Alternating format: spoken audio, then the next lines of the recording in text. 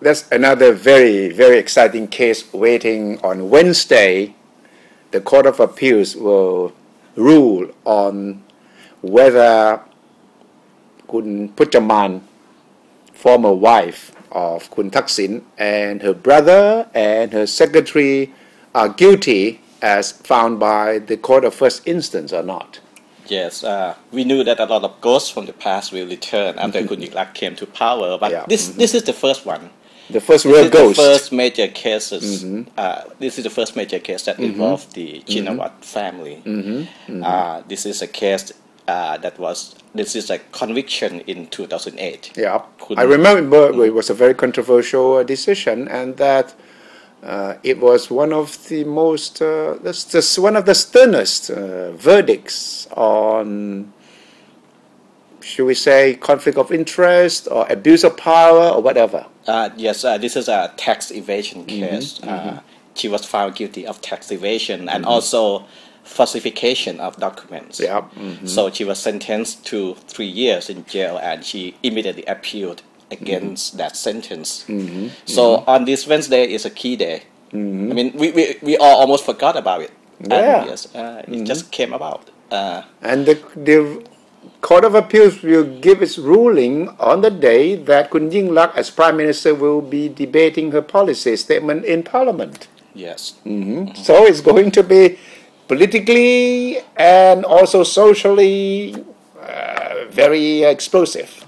Yes, and also Kun Thaksin already in Japan, so... Yes. Kun Thaksin just flew into Japan today. Tomorrow, Kun Yingluck will be defending herself in Parliament, and Kun Thaksin's former wife will be standing in the dock again. I don't know why are all these things happening all at the same time. Yes, it's very interesting thing to watch at the moment. What will happen?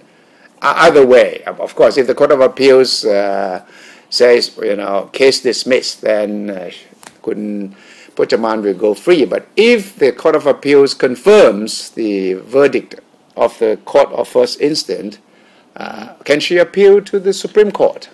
Well, she can, but that will have to get the consent of the Attorney General or any of the judges that passed the ruling on her appeal. If he or she made some reservation for Kun Yingluck to be able to appeal, then she can do it to pass the case to the Supreme Court. Yes. What was the verdict in the first place anyway? How did she evade the taxes as decided by the court?